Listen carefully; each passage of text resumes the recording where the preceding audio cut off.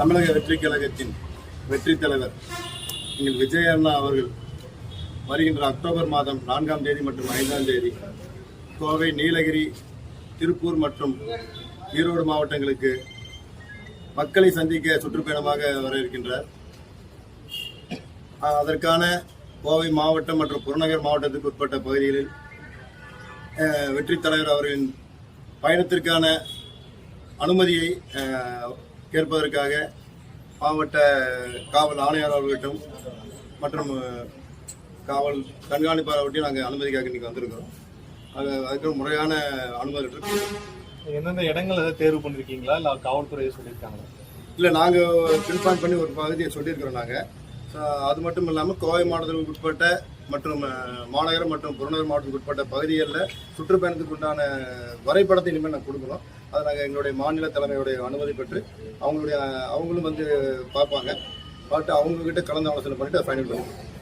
மாவட்டத்துக்கு வந்து ஒரு வரவேற்பு, ஒரு பேச்சு அப்படிங்கிற மாதிரி ஸ்பீச்சுங்கிற மாதிரி பாயிண்ட் ஆனால் இல்லை இப்படி இப்போ திருச்சி, அரியலூர்லாம் வந்து ஒரு இடத்துல வரவேற்பு கொடுத்தாங்க, ஒரு இடத்துல பேசினாரு.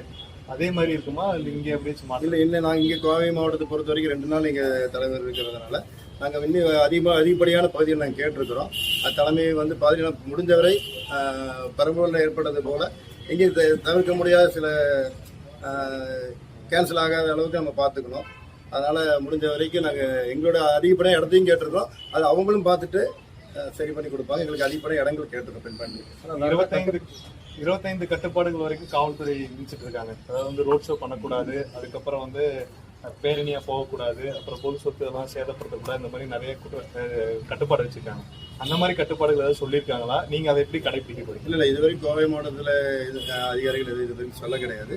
நிச்சயமாக காவல்துறைக்கு கட்டுப்பட்டு அவங்களுடைய முறைப்படியான அனுமதி பெற்று சொல்லக்கூடிய நிபந்தனைகள், நியாயமான நிபந்தனைகள் நிச்சயமாக கட்டுப்பட்டு தமிழக வெற்றி கழகம் செயல்படுங்கிறது நிறுத்தி. வேற ஏதாவது டீட்டெயில் கேட்டிருக்காங்களா? எவ்வளோ க்ரௌடு வருவாங்க அந்த மாதிரி டீட்டெயில் கேட்டிருக்காங்களா? இல்லை, க்ரௌடை பொறுத்த வரைக்கும் தளபதி அவர்கள் வந்தாருன்னு கோயம்புத்தூர் மட்டும் தமிழ்நாடு எத்தனை க்ரௌடு வரும்னு பொதுவாக எல்லாருக்குமே தெரியும்.